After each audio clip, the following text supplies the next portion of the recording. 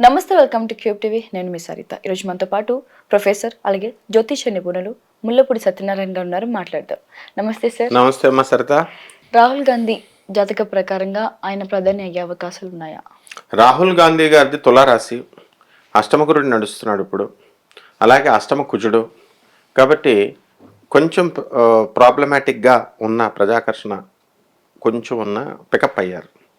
అలాగే షష్ఠ స్థితిగతుడైనటువంటి రాహుగ్రహ ప్రభావం వలన ఆయన ఇప్పుడు మెస్మరైజింగ్ పవర్ పనిచేస్తుంది.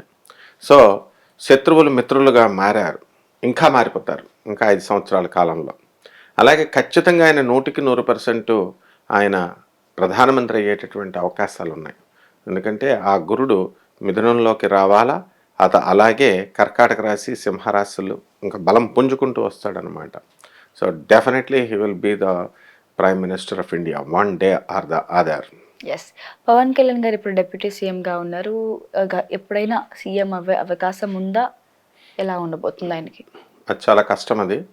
ఎందుకనంటే ఇప్పుడున్నటువంటి చంద్రబాబు నాయుడు గారు హయాం నడవాలా, ఆ తర్వాత లోకేష్ గారు ఉంటారు, తెలుగుదేశం క్యాడరే పార్టీ ఉంటుంది. తెలుగుదేశం అనేటటువంటిది ఒక కుటుంబ పార్టీ కాదు. ఎందుకంటే అన్నా డిఎంకేని చూసాం, మనం డిఎంకేని చూసాం. సో వంశపారంపర్య పాలనకి ఎవరు ఇవ్వరు. సో ఆల్ ద సీనియర్ నేతలు ఉంటారు, సీనియర్ లీడర్స్ ఉంటారు. సో వాళ్ళు కూడా పోటీ పడతారు అందులో అన్డౌటెడ్లీ. అలాగే అప్పుడు ఉండేటటువంటి ఫ్యాక్టర్స్ని బట్టి కొత్త కొత్త పార్టీలు వస్తాయి. అండ్ నెక్స్ట్ ఏదో ఒక రోజున తథ్యం అనమాట, జూనియర్ ఎన్టీఆర్ సపరేట్ తెలుగుదేశం పార్టీతో వస్తాడు. ఆయన కూడా జగన్ గారు పుంజుకుంటారు, లోకేష్ పుంజుకుంటాడు తెలుగుదేశం తరపున, పవన్ కళ్యాణ్ పుంజుకుంటాడు. సో ఒక పక్క కాంగ్రెస్ ఉంటుంది. కాంగ్రెస్ మామూలుగా ఇక కాంగ్రెస్ పార్టీ ఆంధ్రాలో ఉన్నప్పుడు రాకపోవచ్చేమో, కానీ వెన్ షర్మిల లీడ్ చేస్తున్నప్పుడు పార్టీ ఈక్వేషన్స్ మారుతాయి. ఎందుకంటే ఆయన రాజశేఖర రెడ్డి గారు, ఆయన కూతురు కొంచెం ఆంధ్ర కోసం పాటుపడ్డారు. కాబట్టి ఇలా ప్రజల యొక్క పల్స్ మనం చెప్పలేం. కాబట్టి ఏదో ఒక గెస్సింగ్ లాగా మనం పవన్ కళ్యాణ్ గారు వస్తారు అని మనం చెప్పలేమన్నమాట. ఎందుకంటే టఫ్ పోటీ, ఆయనకు అవకాశాలు రావాలా. ఆయన అప్పటికి సీనియర్ అవుతూ ఉంటారు. ఇప్పుడు 10 సంవత్సరాలకు ఇచ్చారు. ఇప్పుడు డిప్యూటీ సీఎం అనేది పక్కన పడేసేయండి. Deputy CM has no role, no importance. Bhatti Vikramarka గారు మనకి ఇక్కడ చేస్తున్నారు. ఆయనకు చెప్పలేని హైప్ ఇక్కడ ఎందుకు చెప్తున్నారంటే ఈయన సినిమా యాక్టర్ కాబట్టి, అంతే అభిమానులు ఉన్నారు కాబట్టి చెప్తున్నారు. మరి ఇక్కడ ఏ రోలు ఉండదు. మామూలు మినిస్టర్స్, అసలు చీఫ్ మినిస్టర్కే రోల్ ఉండదు, అంత సీన్ ఉండదు. మినిస్టర్స్కి హెడ్, టీమ్ లీడర్ అంతే. కాకపోతే డెవలప్మెంట్ కోసం చూస్తే ఎవరైనా వేస్తారు, అంతేకాని ఆయన ఏదో అడిగేస్తారు, ఆయన ఏదో తెచ్చేస్తారు, అడ్డంగా ప్రశ్నిస్తారు, ధైర్యంగా ప్రశ్నిస్తే అవో పనులు, డబ్బులు కావాలా, మోడీ గారు రిలీజ్ చేస్తే పనులు అవుతాయి, డెవలప్మెంట్ చేస్తే ఓట్లు వేస్తారు ప్రజలు. ఇదంతా కూడా ఒకదానికొకటి ఇంటర్ లింక్డ్ ప్రోగ్రామ్స్ అన్నమాట ఇవన్నీ. సో నారా లోకేష్ గారు సీఎం అయ్యే అవకాశాలు ఉన్నాయా ఆయన జాతక ప్రకారంగా? మనం ఇంటర్వ్యూస్లో అసలు అవుతాడని మనం అంటుంటే అవడు అన్నారు. లోకేష్కి అంత సీన్ లేదు, గెలవడు అన్నారు. ఇంకేం చెప్తాం మనం? లోకేష్ 100% మంగళగిరిలో వస్తాడు మొర్రో అని చెప్తున్నాం డిఫరెంట్ ఇంటర్వ్యూస్లో. అందరూ చెప్పారు కూడా. అయితే రాడు లోకేష్కి అంత సీన్ లేదు, పప్పు అన్నారు. ఇప్పుడు ఆయన నిప్పై చక్కగా కూర్చొని మినిస్టర్ సీట్లో కూర్చున్నాడు. అదేమి ఇంపాసిబిలిటీ అనేది ఎవరికి ఉండదు.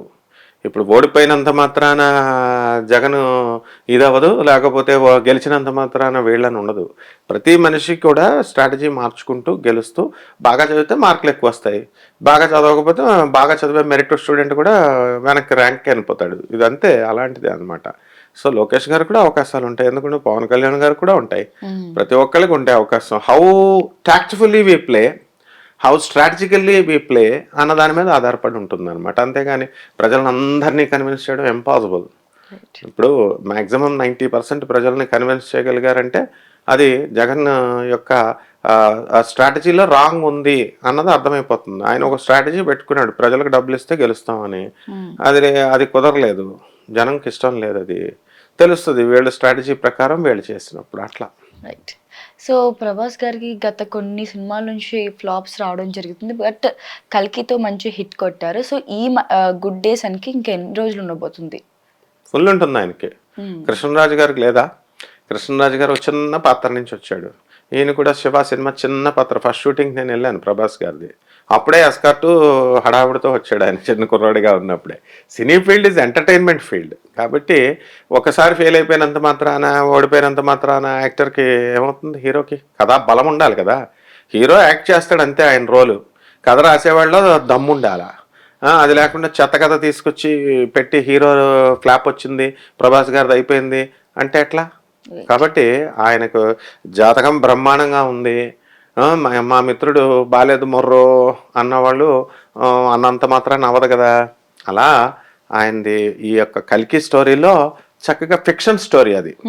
ఒరిజినల్ మహాభారతాకి డిఫరెంట్గా ఆ కాన్సెప్ట్ని తీశారు. ఇప్పుడు సెకండ్ వాళ్ళు చెప్పడం కాదు, మనం చెప్తున్నాం స్టోరీ లైన్ సెకండ్ పార్ట్కి కల్కికి. అందులో ఏం చేశారు, అశ్వత్థామని తీసుకొచ్చారు. తప్పు చేశాడు, పిండాన్ని చంపాడు కాబట్టి నువ్వు ఒక శాపం పెట్టాడు కృష్ణుడు. మరి పశ్చాత్తాపంతో నాకు పరిష్కార మార్గం అని ఈయన అడిగాడు అశ్వత్థామ. అడిగితే నువ్వు ఒక పిండాన్ని నువ్వు చంపబోయావు కాబట్టి ఇంకో పిండాన్ని రక్షించు, నేనే ఆ పిండం కింద పుడతానని చెప్పాడు. దాని మీద అల్లారు. అశ్వత్థామ ఆయన ఏమంత మంచోడు కాదు. కర్ణుడిని పెద్ద సూపర్ హీరో కింద చూపించారు. కర్ణుడు ఏదో పెద్ద మంచోళ్ళలాగా హీరోలాగా చూపించారు. దాన్ని అర్జునుడు ఎందుకు? అర్జునుడు నరనారాయణ మహర్షులు, వాళ్ళు శ్రీకృష్ణుడి అంశ అర్జునుడు. వీళ్ళు సినిమా వాళ్ళు ఏం చేస్తారంటే అలాగా కర్ణుడిని అధికంగా చూపించిన వాళ్ళు, దుర్యోధనుడిని అధికంగా చూపించిన వాళ్ళు, అంటే హీరోలుగా పాత్ర ఎక్కువ ఇవ్వచ్చు చూపించిన వాళ్ళు చాలా అధోగతి పాలైపోయారు. ఏమిటంటే విలన్లు ఎప్పుడూ చూపించకూడదు, మహాభారతాన్ని ఎప్పుడు మార్చకూడదు. ఒరిజినల్ వ్యాసుడు రాసినటువంటి సాక్షాత్ దేవుడి నుంచి వచ్చింది. కర్ణుడు పాత్ర వేసినటువంటి వాడు అర్జునుడిని పుల్లలాగా, చిన్న పుల్లలాగా పెట్టి ఆయన్ని ఫూలిష్ ఫెలోలాగా చూపిస్తారు. నాశనం అయిపోయాడు ఆయన. అలాగే దుర్యోధనుడిని చూపించారు. భీముడినేమో అమాయకుడిలాగా చూపించి భూమిడేదో పెద్ద చిన్న పాత్ర ఇచ్చి ఏమనుకుంటున్నారు అసలు పాండవులు అంటే? పాండవులు ధర్మానికి నిలబడ్డారు. భీష్ముడు, కృపాచార్యుడు, ద్రోణుడు, అశ్వత్థామ, కర్ణుడు వీళ్ళంతా సైతాన్ వైపు నిలబడ్డారు. ఆ సైతాన్ ఎవడేవాడు? కలి, దుర్యోధనుడు. ఇప్పుడు సెకండ్ పార్ట్లో ఏంటంటే చూపించబోయేటటువంటిది దుర్యోధనుడు వర్సెస్ కల్కి భగవంతుడిని చూపిస్తారు. ఏంటంటే ఇక్కడ శకుని ఆయన సైతాన్ కాబట్టి, ఆయనే దుర్యోధనుడిగా పుట్టాడు కాబట్టి మళ్ళీ ఇప్పుడు మా కలియుగంలో ఆయన మళ్ళీ పుడతాడు. ద్వాపర యుగంలో దుర్యోధనుడిగా పుట్టాడు. సో ఆయనకి దేవుడికి మధ్య, అంటే కల్కి మహారాజు మధ్య జరుగుతుంది. కల్కి మహారాజు అంటే ఏమనుకుంటున్నాం, కల్కి భగవంతుడు గుర్రం మీద వస్తాడు అని అంటున్నారు. గుర్రం మీద రావడం కాదు, అశ్విని నక్షత్రంలో పుడతాడు. శ్రీకృష్ణ పరమాత్మ రోహిణి నక్షత్రంలో పుట్టాడు. ఆ విధంగా ఈ యొక్క మైథాలజీలో ఉన్నటువంటి ఫ్యాక్ట్స్ని అండ్ ఫ్యూచరిస్టిక్ ల్యాండ్స్కేప్ని రెండింటిని బ్లెండ్ చేసి అద్భుతంగా ఫిక్షన్ వరకు అంతే. సినిమా అంటే ఎంజాయ్ చేయడం వరకే. అది చూసి అబ్బా కర్ణుడు చాలా గొప్పోడు అని ప్రతి ఒక్కడు కర్ణుడిని పొగుడుతూ వీడియోలే. అసలు కర్ణుడిని ఆడు పూర్వజన్మలో ఒక రాక్షసుడు, వాడు అవినీతి పరుడులో దానగుణం ఉండదా? దానగుణం ఉంటుంది, ఏదో గుణం ఉంటుంది కదా, దానం చేసే గుణం, ఏదో మంచి గుణం. సో కృష్ణుడు ఏదో ఆయనకి ఏదో ఎక్కువ పాత్ర ఇచ్చినట్టు అర్జునుడిని ఏదో ఇద్దరికి సమాన పాత్ర, కృష్ణుడు అనిపించాడు. దేవుడు అంటేనే డెఫినేషన్ తెలియదు వీళ్ళకి. దేవుడు అంటే ఏమనుకుంటారంటే ఏదో మనకలాగా 2 కళ్ళు 2 కాళ్ళు 2 చేతులు పెట్టుకొని వచ్చాడు అనుకుంటారు. కాదు, దేవుడిని ఇంతవరకు ఋషులే చూడలేదు, ఎవరికి కనబడడు, ఊహకు అందడు. సో అటువంటి దేవుడు కలిపురుషుడు ఏదో వాడేదో పెద్ద విలన్లాగా సైతాన్ వచ్చి, బైబిల్లో కూడా సైతాన్ వచ్చి, లోసఫర్లు వచ్చి Jesus, they can't go and touch the Jesus. That is the power of Jesus, that is the power of lord Krishna. అంటే భగవంతుడి దగ్గరకు కూడా వెళ్ళలేడు సైతాన్. ఈక్వల్ పవర్స్ ఏమి లేవు. ఈక్వల్ పవర్స్ ఉంటాయని పురాణాల్లో రాసేయడాలు ఇవంతా నాన్ సెన్స్ ఇంటర్ప్రిటేషన్ అనమాట. అందుకే గోగినాన్ బాబు గారు లాంటి మా హేతువాదులు వీళ్ళంతా చక్కగా చెప్తారు వాళ్ళు. కాకపోతే గాడ్ సెంటర్డ్ ఫిలాసఫీ చెప్పకుండా హేతువాదులు చెప్పడం వల్ల అది ప్రజలకు ఎక్కట్ల. కాబట్టి నెక్స్ట్ ఎపిసోడ్లో ప్రభాస్ గారి పాత్ర కంటే కూడా మరి ఈ యొక్క దుర్యోధనుడు పాత్ర వేసినటువంటి వాళ్ళది కొత్త ఎంట్రీ ఉంటుంది వాళ్ళది, ప్లస్ ఈ యొక్క కల్కి వేసినటువంటి శ్రీకృష్ణ పరమాత్మ పాత్ర మధ్య అదంతా ఎక్కువ ఉంటుంది. సో ప్రభాస్ ఇటువంటి టాలీవుడ్ని చక్కగా పాన్ ఇండియా స్థాయి నుంచి హాలీవుడ్ స్థాయికి తెలుగు వాళ్ళని తీసుకెళ్ళి ఒక్కసారే ఎంత బాగా చేయగలరా తెలుగు వాళ్ళు అని అండర్ ఎస్టిమేట్ వేసేవారు ఈ బాలీవుడ్ హీరోలు, బాలీవుడ్ ప్రొడక్షన్. తెలుగు వాళ్ళ సత్తా ఏంటో చూపించి ప్రభాస్, తర్వాత మన అమితాబ్ బచ్చన్, తర్వాత మన కమల్ హాసన్, వీళ్ళంతా కూడా దీపికా పడుకునే మహోగ్ర నటనకి గరిష్ట స్థాయి తీసుకొచ్చారు. వీళ్ళు ఒకళ్ళే తెచ్చారా? కెమెరామ్యాన్లు, టెక్నికల్ యూనిట్, ప్రొడక్షన్ యూనిట్ అంత అందంగా తీర్చిదిద్దారు. సో ప్రభాస్ గారికి బ్రహ్మాండంగా ఉంటుంది భవిష్యత్తు. జగన్ గారి జాతక ప్రకారంగా ఆయన మళ్ళీ సీఎం అయ్యే అవకాశాలు ఉన్నాయా? జగన్ జగన్ జగన్ ఇప్పుడు జగన్ పడుకున్న సింహం. ఇప్పుడు తాటికాయ మూలుగుతూ మూలుగుతూ ఒక నక్క మూలుగుతూ వెళ్ళిందంట. రెస్ట్ తీసుకుందామని వెళ్ళి తాటికాయ తాడి చెట్టు కింద ఉంటే ఒక తాటికాయ పడింది. మూలిగే నక్క మీద తాటికాయ పడింది అని సామెత అనమాట. ఆయన స్వయంగా చేసుకున్నాడు. ఆయన ఇప్పుడు ప్రజలు చంద్రబాబు నాయుడు అంతటి సీనియర్ని పక్కన పెట్టేసి, నందమూరి తారక రామారావు ఫేస్ వాల్యూతో పుట్టినటువంటి పార్టీని పక్కన పెట్టేసి, పవన్ కళ్యాణ్ని పక్కన పెట్టేసి, అంత మా నీకు బ్రహ్మాండంగా చేసుకోని ఆయన అని చెప్పి జగన్ జగన్ జగన్ అని చెప్పి పట్టం కడితే ఈయన ఎలా పరిపాలన చేసుకోవాలా? ఏం చదువుకోలేదా ఆయన? ఇదేనా హైదరాబాద్ పబ్లిక్ స్కూల్లో టీచర్లు చెప్పింది జగన్కి? మేము వీఆర్ అషేమ్డ్ నౌ యాజ్ టీచర్స్గా మేము నీకు చెప్పింది ఏంటి? చంద్రబాబు నాయుడు చూడండి చక్కగా ఇప్పుడు సెమినార్స్లో ఇప్పుడు ఆయన ఎంత ప్లీజింగ్గా మాట్లాడుతున్నాడు చక్కగా. ఏం నేర్చుకోవా నువ్వు? సీనియర్ని ఎంతసేపు తిట్టడాలు చేస్తే ఇలాగే ఉంటుంది. ఇప్పుడు లేదు చూడు, ఒకళ్ళు తిట్టుకోవట్లా, మనకి ప్రజలకు మజా లేదు. కాబట్టి జగన్ గారు డెఫినెట్గా రియలైజ్ అవుతాడు. ప్రతి మనిషికి ఒక అవకాశం ఉంటుంది, రియలైజ్ అవ్వాలి. పోరాట పటిమలో చంద్రబాబు నాయుడు, పవన్ కళ్యాణ్, జగన్ ముగ్గురు త్రిముఖ పోటీ మళ్ళీ కొట్టుకోవాలా. నెక్స్ట్ ఎలక్షన్లో వాళ్ళు ఎవరు వీళ్ళు చేయలేకపోతే ఆయన వచ్చేస్తాడు. ఇప్పుడు ఈయన ఛాన్స్ ఇవ్వడు. చంద్రబాబు నాయుడు ఎందుకు ఇస్తాడు ఛాన్స్? పవన్ కళ్యాణ్ ఎందుకు ఇస్తాడు ఛాన్స్? వాళ్ళు చేసిన తప్పు వీళ్ళు చేయరు. సో వీళ్ళు పొరపాట్లు కనుక చేస్తే ఆయన అదృష్టం బాగుండి అండ్ జాతకం ఖచ్చితంగా డామినేట్ చేస్తుంది. ఎందుకంటే ఎవడి యొక్క గ్రహస్థితిని బట్టే వాడికి అధికార యోగం ఉంటుంది. మనం ప్రజలు చంకలు గుద్దుకోవడమే ఏంటి? జాతకాలు ఓట్లేస్తాయా, గ్రహాలు ఓట్లేస్తాయా? వీళ్ళు చెప్పాలి మాకు. గ్రహాలే శాసిస్తాయి.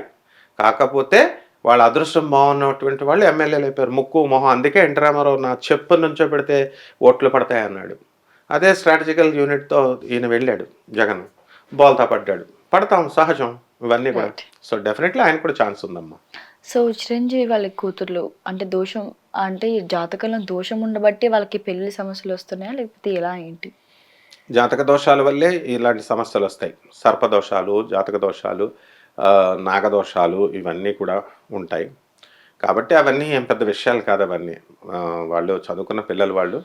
అండ్ ఒక మామూలు వాళ్ళ ఫ్యామిలీస్లోనే ఎన్నో ఉంటే ఈ సూపర్ స్టార్ చిరంజీవి, ఆయన మెగాస్టార్.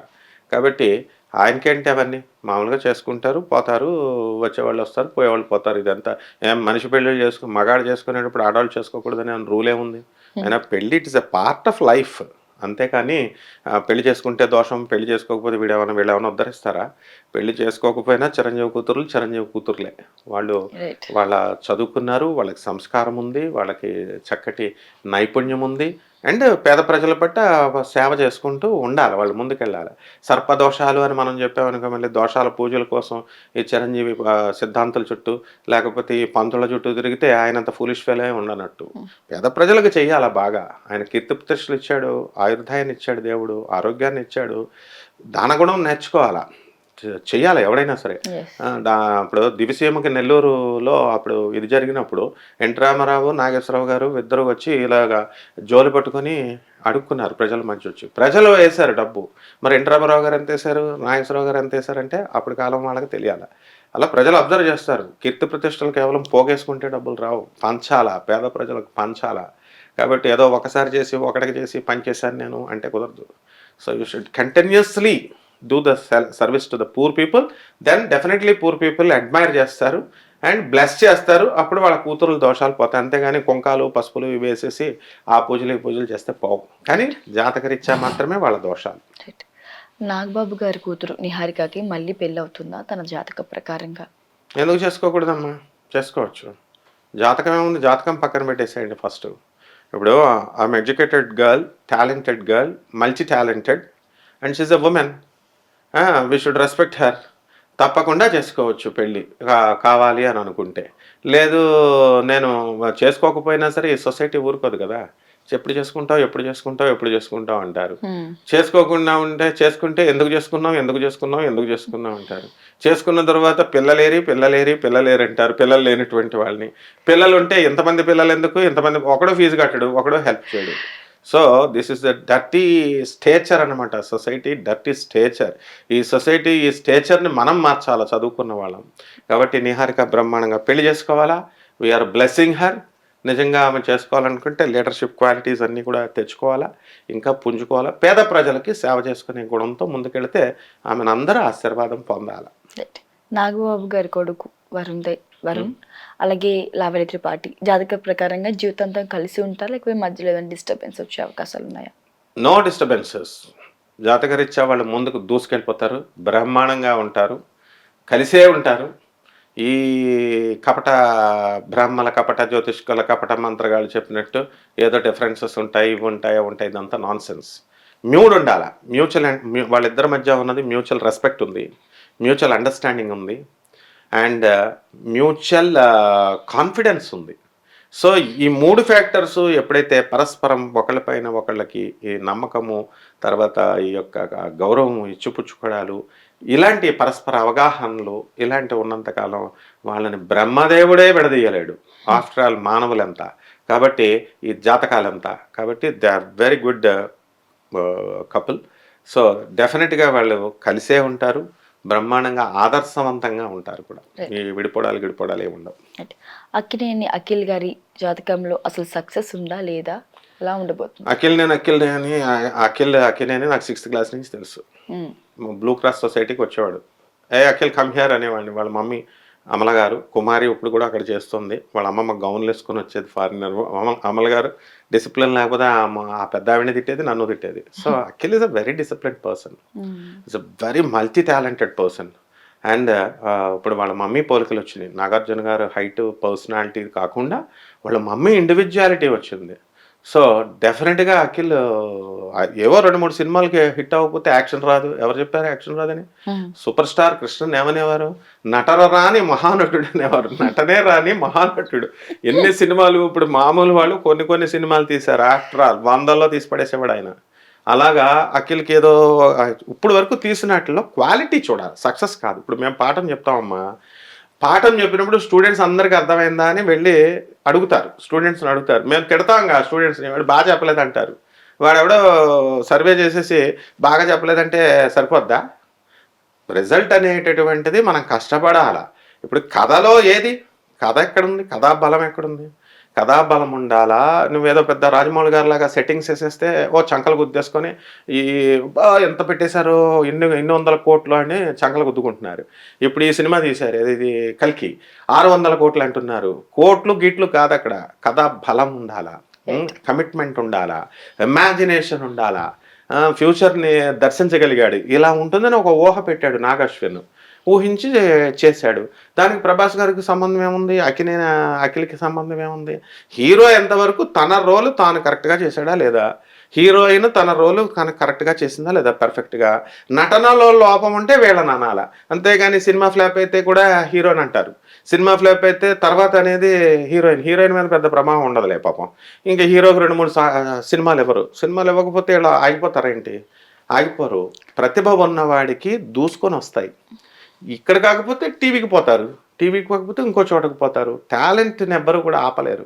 సో అఖిల్ మండే సూర్యుడు, ఆ సూర్యుడిని ఇలాగ అడ్డుపెట్టి చేయి పెట్టి ఆపితే ఆయనలో నటన ఆగదు. అక్కినేని నాగేశ్వరరావుకి రెప్లికా ఆయన. అక్కినేని నాగేశ్వరరావుని గుద్దుకుంటూ వచ్చాడు, ఆయన బ్లడ్ ఉంది అక్కడ. అందువలన ఏదో వీళ్ళు చెప్పేసి సుమంత బాగాలేదు, అఖిల్కి లేదు అంటే సరిపోదు. మహానటుల కుటుంబం అది. కాబట్టి డెఫినెట్గా అక్కినేని నాగేశ్వరరావు గారు వంశం కాబట్టి అఖిల్ సూపర్ సక్సెస్లు ఇస్తాడు. ప్రజలందరూ కూడా హ్యాపీగా, అభిమానులు అంతా వెయిట్ చేయొచ్చు. రైట్. అఖిల్కి ఏ వయసులో పెళ్ళి అవే అవకాశం ఉంటుంది? అఖిల్ ఒకడు, ప్రభాస్ ఒకడు, వీళ్ళంతా పెళ్లికి ప్రాధాన్యత ఎవరు? ఈ ఫూలిష్ ఫెలోస్ జాతకం చెప్పే వాళ్ళకి పెళ్ళే ప్రధానం వీళ్ళకి. అందుకని ఈ ఏజ్లో పెళ్లి చేసుకోలేదు, ఆ ఏజ్లో పెళ్లి చేసుకోలేదు అంటారనమాట. వీళ్ళంతా ఏంటి, అవుట్డేటెడ్ గాళ్ళు, ఎస్టర్డే బిస్కెట్స్ వీళ్ళంతా. కాబట్టి అట్లా చెప్తారు. ప్రభాస్ ఎందుకు చేసుకోడు? ఆయన తెలియదు, ఆయన మనకలా మనిషి కాదా? రాహుల్ గాంధీ మనకలా మనిషి కాదా? లేకపోతే అఖిల్ మనకలా మనిషి కదా? వాళ్ళకి మనసు ఉండదా? వాళ్ళకి లవ్లు ఉండవా? వాళ్ళకి భావాలు ఉండవా? ఫీలింగ్స్ ఉండవా? వాళ్ళు కెరీర్కి ఎక్కువ ఇంపార్టెన్స్ ఇస్తారు. ఇప్పుడు సమంత అయినా సరే ప్రతి ఒక్కడు ఈ యొక్క వివాహానికే ఇస్తాడు అనుకోకూడదు. మ్యారేజ్ అనేది it is a part of life అంతే. అంతేగాని జీవితంలో ఒక భాగం. పాతకాలం మాటలు మాట్లాడితే ఎలా? ఇప్పుడు నా స్టూడెంట్స్ అంతా మెడికోస్ ఉన్నారు, ఇంజనీరింగ్ స్టూడెంట్స్ ఉన్నారు. నేను చూస్తున్నాను నేను వాళ్ళని. వాళ్ళు ఏమంటారు? వాళ్ళు మ్యారేజ్లు చేస్తున్నారు. మ్యారేజ్లు చేస్తే ఇండివిజువాలిటీ బాగా పెరిగిపోయింది. భర్తతో సమానంగా సంపాదననే కాదు, ఇండివిజువల్ థాట్స్ కూడా వచ్చినాయి, వాళ్ళకి బాగా పెరిగినాయి. కాబట్టి భర్త పరస్పరం ఆయన ఉద్యోగం ఆయన చేసుకోవాలి, వీళ్ళ ఉద్యోగం వీళ్ళు చేసుకోవాలా. ఏదో ఇదివరకు పాతకాలంలో మా నాయనమ్మ నోరెత్తలేదు మా తాత ముందు అంటే కుదరదు. అవన్నీ ఇచ్చి పడేస్తారు డైవర్సులు. ఇప్పుడు 10 మందికి పెళ్ళిళ్ళు అయితే నా స్టూడెంట్స్లో 8 మంది డైవర్స్లే. అందుకనే కదా ఇప్పుడు వాళ్ళు వాళ్ళు పాపం ఆడపిల్లలే ఎప్పుడైనా సరే పెళ్లి కాని వాళ్ళని చూసి పరిహసిస్తే అది వీళ్ళందరికీ ఆ దోషాలు అంటుకుంటాయి, చూసే పబ్లిక్ కూడా దోషాలు అంటుకుంటాయి. అఖిల్కి మెయిన్ కెరీరే ప్రధానం. అండ్ ఆయన ఒక వీళ్ళంతా మామూలు వాళ్ళు చూసే ప్రేక్షకులు వీళ్ళంతా మనందరం కూడా వీళ్ళంతా ఏంటి వాళ్ళకి గోల్స్ లేవని చెప్పి అవతల గోల్స్ ఉండవా? అక్కినేని నాగేశ్వరరావు గారి మనవడు ఆయన. కాబట్టి ఆ పేరు ప్రతిష్టలు ముందు తెచ్చుకోవాలా, ఆ తర్వాతే ఈ తొకలా పెళ్ళి అనేటటువంటి ధోరణిలో అటువంటి అగ్ర హీరోలు వెళ్తారు. So that's the reason. అందుకనే సినిమా హీరోలు కానీ పొలిటీషియన్స్ కానీ వాళ్ళు పెళ్లికి ప్రాధాన్యత ఇవ్వరు. ఏదో లేట్ అయిపోయినట్టు వీళ్ళేదో పెద్ద ఫీల్ అయిపోతూ ఉంటారు. వీళ్ళకే అవ్వట్లేదు. ఇప్పుడు అందరూ చింతకాయల ప్రసాదులు పెళ్లి కాని ప్రసాదులు అయిపోయారు.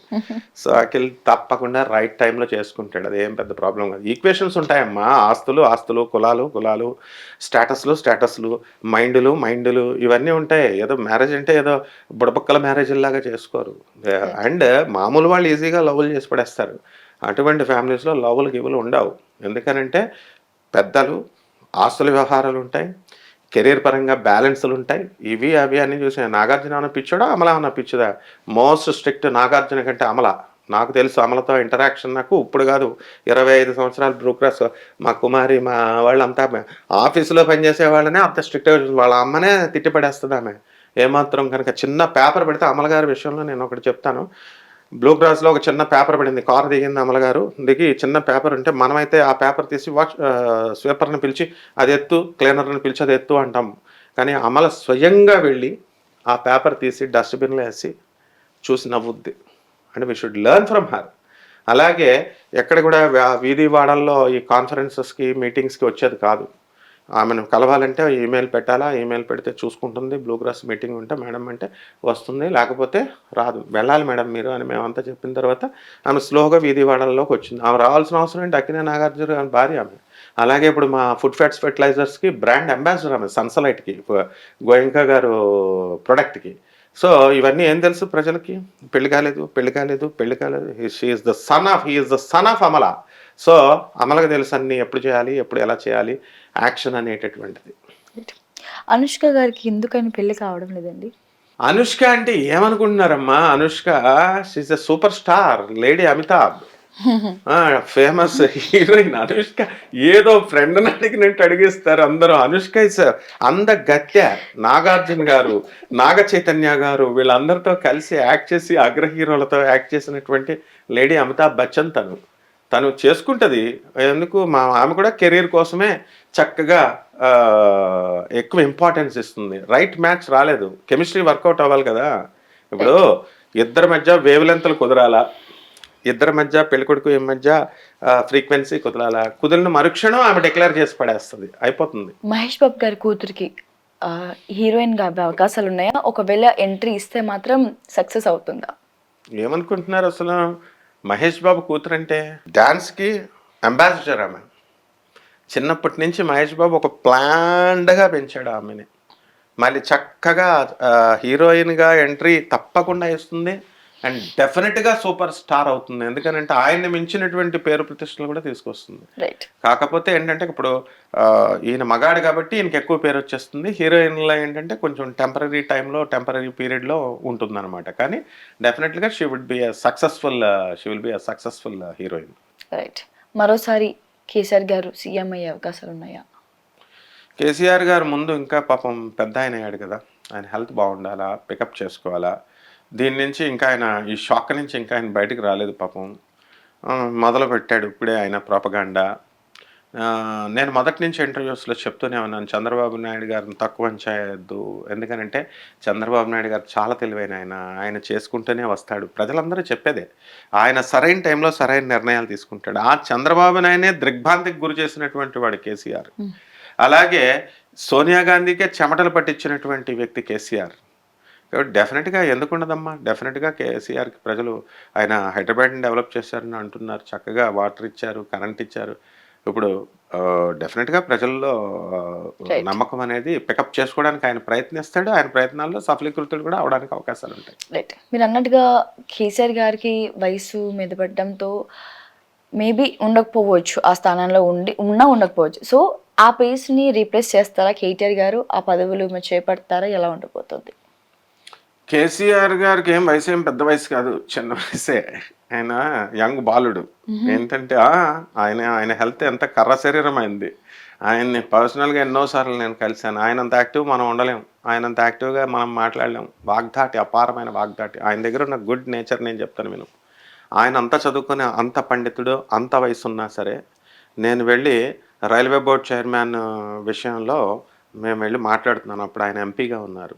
మాట్లాడుతున్నప్పుడు నేను ఎక్స్‌ప్లెయిన్ చేస్తుంటే, అప్పుడు ఇంకా తెలంగాణ ఉద్యమం మంచి ఉధృతంలో ఉంది. "You are the hero of Telangana sir" అని అన్నాం. అప్పటికి అక్కడ ఉన్నవాళ్ళు అంటారు. అక్కడే సిద్దిపేట నుంచి వెంకట సుబ్బయ్య అని ఆయన పిఏ ఉండేవారు. "వస్తదంటారా సార్ ఇది మనకి ఈ తెలంగాణ వస్తదంటారంటే" "పిఆర్ సర్కార్ చెప్పాడు. ప్రభాత్ రంజన్ సర్కార్ తెలంగాణ తప్పకుండా డివైడ్ అయిపోతుందని 1954లో ఫుడ్ ఫ్యాట్స్ ఫెర్టిలైజర్స్ ఎండీ 3ఎఫ్ MD managing director Sushil Goenka గారు, నేను అందరం కలకత్తాలో ప్రభాత్ రంజన్ సర్కార్ ఆనందమూర్తి అంటారు మా గురువుగారు ఆయన కలకత్తాలో. 1954లో చెప్పాడు తెలంగాణ వస్తుందని. సో, కేసీఆర్ డెఫినెట్‌గా తెస్తుంది అని చెప్పాం. కేసీఆర్ గారిలో ఉన్న గొప్పతనం ఏంటో తెలుసా? ఇదిగో నేను ఎక్స్‌ప్లెయిన్ చేస్తున్నప్పుడు ఒక్క మాట ఎదురు చెప్పడాయన. అలా వింటాడు. ఎవ్వరు చెప్పినా వింటాడు. మనం పద్ధతిగా చెప్తేనే వింటాడు. అతి తెలివితేటలు ఉపయోగిస్తే తోలు తీస్తాడు. అది పెద్దరికం ఆయనకి. యెస్. పెద్దరికానికి మనం గౌరవం ఇవ్వాల. So, is a scholar, learned person, philosopher and very good humanitarian grounds ఉన్న వ్యక్తి. ఆయన ఆయన రాక్షసుడే ఏంటి వీళ్ళంతా. పొలిటీషియన్స్ అందరూ హెల్ప్ చేయాలనే చూస్తారు మనం వెళ్లి అడిగితే. రైట్. అడిగే పద్ధతిలో అడగాల.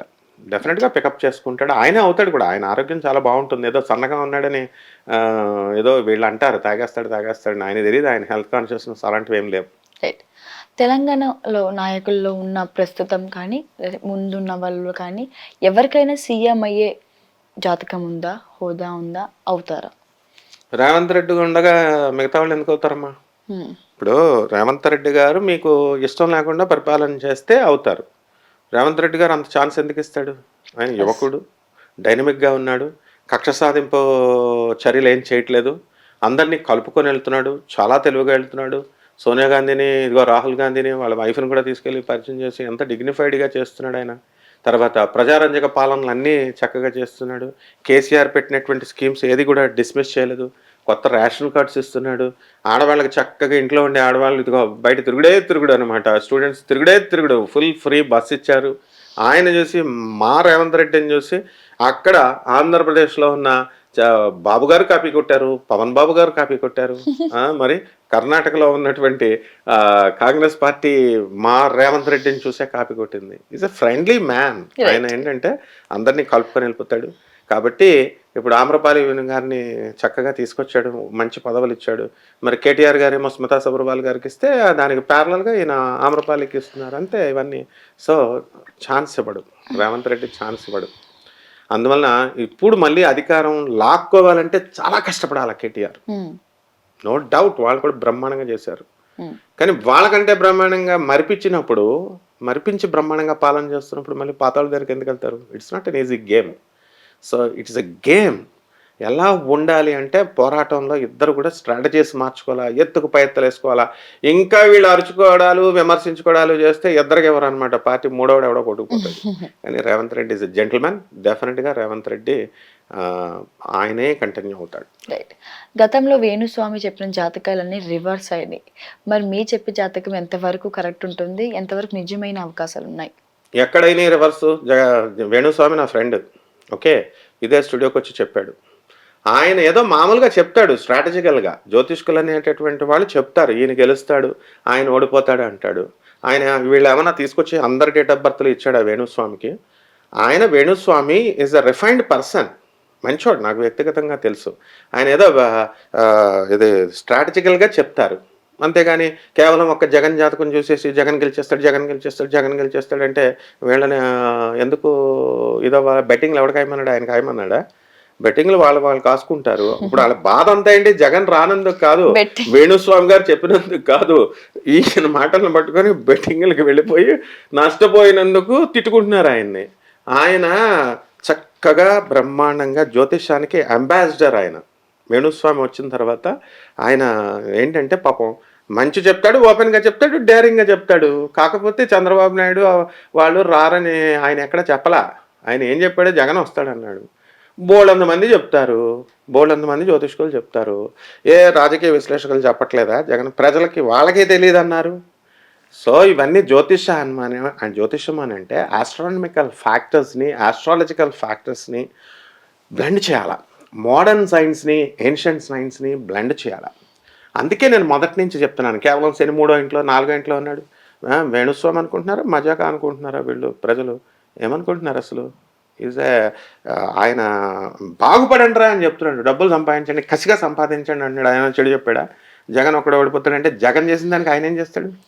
జగను పంచుకున్నాడు డబ్బులు, ఆ పాలసీ నమ్ముకున్నాడు. చీఫ్ మినిస్టర్ అయితే ఆయన చెప్పిందే కరెక్ట్ అని ఉండదా? అంటే అమాయకుడు దొరికాడని ఈయన మీద ట్రోలింగ్లు చేస్తే హ్యాపీ, ఇంకా పబ్లిసిటీ అయిపోయాడని ఆయనే చెప్తున్నాడు. మళ్ళీ వచ్చాడు మనగాళ్ళలాగా వచ్చి, మళ్ళీ నేను 6 నెలల దాకా నేను రానన్నాడు. మళ్ళీ మొన్న చక్కగా 5 days క్రితం మళ్ళీ రెచ్చిపోయిన వేణుస్వామిని పెట్టారు. ఏం పర్వాలేదు, మనం చెప్పే ప్రిడిక్షన్స్, జ్యోతిష్కులు చెప్పేటటువంటి ప్రిడిక్షన్సే జరుగుతాయి. వీళ్ళు చేతకాక, డెవలప్మెంట్ చేతకాక, జగన్ గారికి చేతకాక, ఇదిగో ప్రజలు పట్టం కట్టి ఇస్తే నిలబెట్టుకోవడం చేతగాని ఆయన ప్రజలేమో డెవలప్మెంట్ చేతగా కష్టపడి పని చేయరు వీళ్ళు. ప్రజలు పని చేసి డబ్బులు సంపాదించి డెవలప్ అవుదాం లేదు. నువ్వు చెప్పావు కాబట్టి నేను కోటేశ్వరుడు అవలా. ఎందుకు అవుతావు రా నువ్వు కోటేశ్వరుడివి? ప్రజలు ఎందుకు అవుతారు కోటేశ్వరుడు? కష్టపడితే అవుతాడు. ప్రపోర్షనేట్గా చెప్పాడు ఎవరు ఈయన వేణుస్వామి గారు. ఒక్కళ్ళని అనకూడదు ఎప్పుడు కూడా. సో తప్పు చెప్పాడు, నాకు నచ్చింది. ఎందుకు నేను ఈ రోజు చెప్తున్నాడు, నేను తప్పు చేశానని క్షమించండి అని చెప్పాడు చక్కగా. అది సంస్కారం అంటారు దాన్ని. అలా ప్రతి ఒక్క జ్యోతిష్కుల్లో ఒకటి రావాలి. ప్రతి ఒక్క జ్యోతిష్కులు చెప్పేది కరెక్ట్. దురాశాపరులు ప్రజలు కూడా కరెక్టే, కానీ దురాశాపరులైనటువంటి ప్రజలు మాత్రం కరెక్ట్ కాదు. కష్టపడకుండా గ్రహాలు చెప్పినాయి అని నా రాశి బాగుంటుందా అండి, నేను గెలుస్తానా అండి అంటే తప్పు అనమాట. సో రామ్ చరణ్ గారి కూతురు క్లింకార జాతక ప్రకారంగా ఎలా ఉంటుంది ఆ అమ్మాయికి? ఆమె చిన్న బుడ్డది. ఆమె రామ్ చరణ్ కూతురు కాబట్టి, ఉపాసన కూతురు కాబట్టి ప్రతి ఒక్కళ్ళు ఒక్కొక్క వీడియో పెట్టారు. ఆ వీడియోలో నేను కూడా పెట్టా.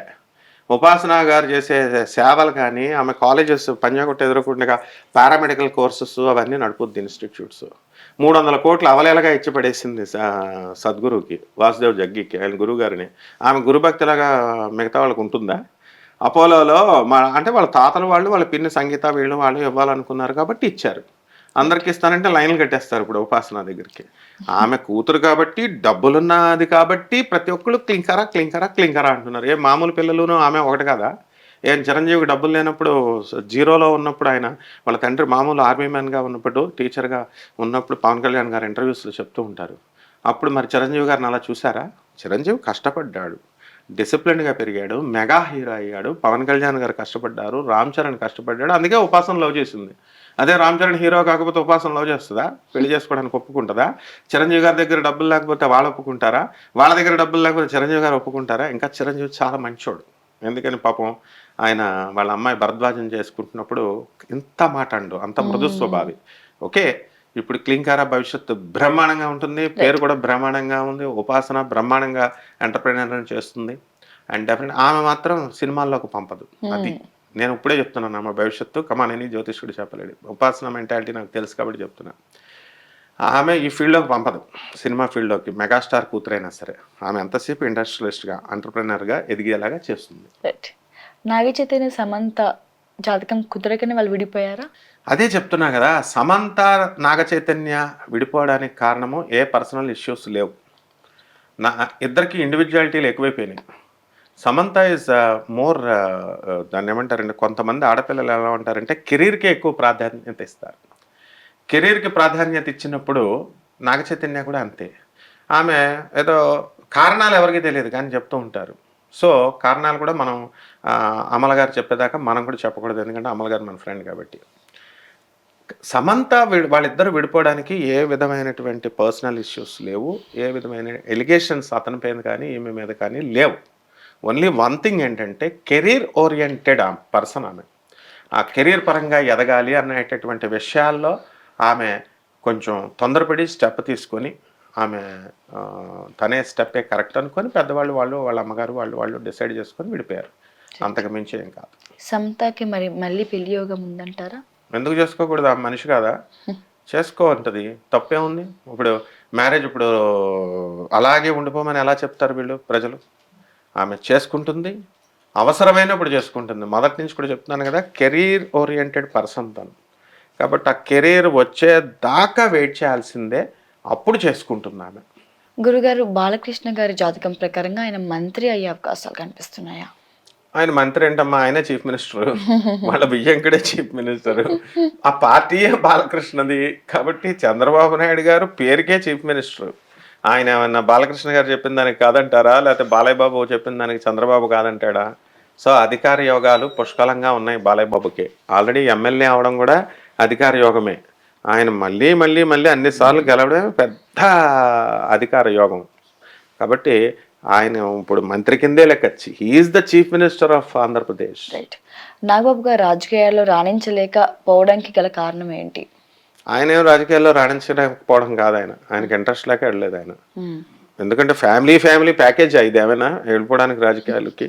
ఆయన చిరంజీవి గారు వెళ్ళారు చాలు, పవన్ కళ్యాణ్ గారు వెళ్ళారు, సినిమాల్లో సరదాగా ఆయన చేసుకుంటున్నారు. శుక్రుడు డామినేషన్ ఉంది, మంచి పేరు తెచ్చుకున్నాడు, మంచి ఫ్యామిలీ బాగా ఉన్నది. అందరూ రాజకీయాలకు ఇప్పుడు అలా రావాలనుకుంటే నాగార్జున గారు, ఇప్పుడు ఈయన అక్కినేని నాగేశ్వరరావు గారు, రామారావు గారు ఆ టైంలో డిప్యూటీ సీఎం ఇచ్చేద్దరు, లేకపోతే హోమ్ మినిస్టర్ ఇచ్చేద్దరు. ఎందుకు వెళ్ళలేదు నాగేశ్వరరావు గారు? రాజకీయాలు ఇంట్రెస్ట్ లేదు ఆయనకి. అదే టైంలో ఇప్పుడు మన నాగార్జున గారు రావచ్చుగా, ఇప్పుడు రావాలనుకుంటే క్షణాల్లో రావచ్చు. మహేష్ బాబు రావచ్చుగా, రారు వాళ్ళు. అంటే మనకి రాజకీయాలకి అందరికీ ఇంట్రెస్ట్ ఉండదు. ఇట్స్ అ డర్టీ పాలిటిక్స్ అది. అది వాళ్ళు సినిమా యాక్టర్లైనా రారాజులే, వాళ్ళు హీరోలు ప్రజా బలంతో ఉన్నారు. వాళ్ళని దేవుళ్లాగా చూస్తారు ప్రజలు. కాబట్టి ఇదే వాళ్ళకి రాజ్యోగం.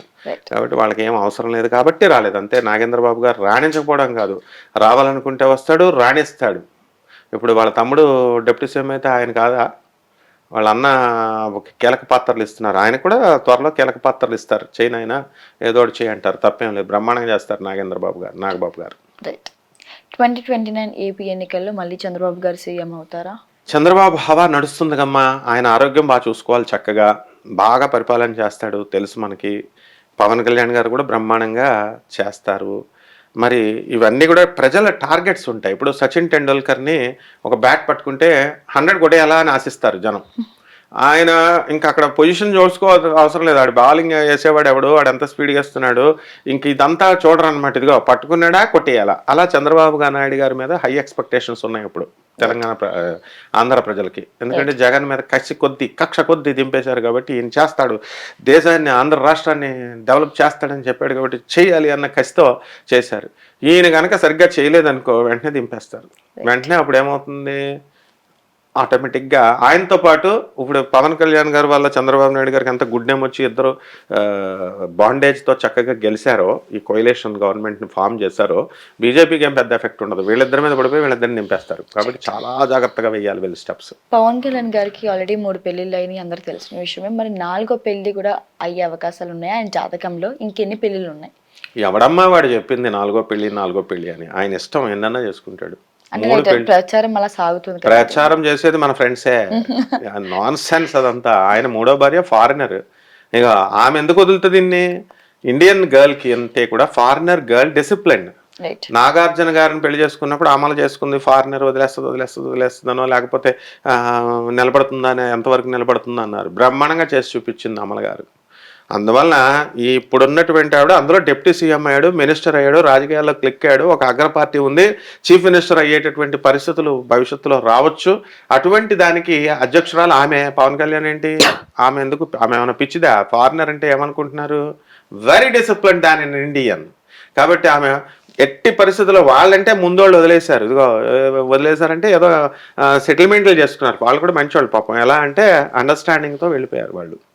ఇప్పుడు ఏం ఆ ఛాన్స్ ఇవ్వదు. కాబట్టి మూడో పెళ్ళి, ఫైనల్ పెళ్ళి. Pawan Kalyan is fixed for her, fixed. And ఆయన గేమ్ అయిపోయింది ఈ మూడో పెళ్లితో. రాజకీయాల్లో కూడా చక్కగా బ్రహ్మాండంగా గేమ్ అక్కడ స్టార్ట్ అయింది. మ్యారిటల్ లైఫ్ గేమ్ ఆగిపోయింది. కాబట్టి ఎట్టి పరిస్థితుల్లో ఇక నాలుగో పెళ్లి అనేటటువంటి టాపిక్ లేదు. ఆయనకు పెళ్లి చేసుకోవాల్సినటువంటి అవసరం కూడా లేదు. అయితే ఇప్పుడు ఆయనకు బాధ్యతాయుతమైనటువంటి ఆంధ్ర రాష్ట్రం వాళ్ళంతా కూడా దాని మీద చూసుకుంటాడు ఆయన ఫోకస్. ఈ పెళ్లిల మీద చూసుకుంటాడు. ఎక్కడైనా ఈ పిచ్చివాగుళ్ళు వాగుతారు వీళ్ళంతా, అంతే. నయనతార గారు విఘ్నేష్ గారి జీవితం ఎలా ఉండిపోతుంది? కలిసి ఉంటారా, లేకపోతే మధ్యలో ఏమైనా డిస్టర్బెన్సెస్ వస్తాయా? ఆరెంజ్ లాగా ఉంటుంది, కలర్ఫుల్ గా ఉంటుంది. పెళ్లి చేసుకున్న వాళ్ళకి శుభాలు పలకరా పెళ్లి కొడుకు అంటే పెళ్లి కూతురు మొండ ఎక్కడుందో ఇలా తీసుకురండి అన్నారంట. అలాగా ఇంకా పాపం మన పెళ్లి చేసుకోలేదు, పెళ్లి ఏదో చేసుకుంటున్నారు. అప్పుడే విడిపోవడాల గురించి మనం ఇంటర్వ్యూలు చేసేసుకుంటున్నాం, డిస్కషన్ చేసేసుకుంటున్నాం. నయనతార లేడీ అమితాబ్ బచ్చన్ అంతే, బ్రహ్మాండంగా ఉంటుంది వాళ్ళ పెళ్లి. సూపర్ స్టార్గా వెలిగిపోతున్నామే. మరి చక్కగా వాళ్ళ కళ్యాణం బ్రహ్మాండంగా ఉంటుంది. పిల్లలు వద్దంటే పుడతారు కూడా ఇంకా. కాబట్టి ఏమీ ప్రాబ్లం ఆల్రెడీ ఉన్నారు. అదే ఆ పిల్లల్ని కూడా సర్గవసి అని ఇదని అదని ఏదేదో చెప్తారు. అవేమి కాదు.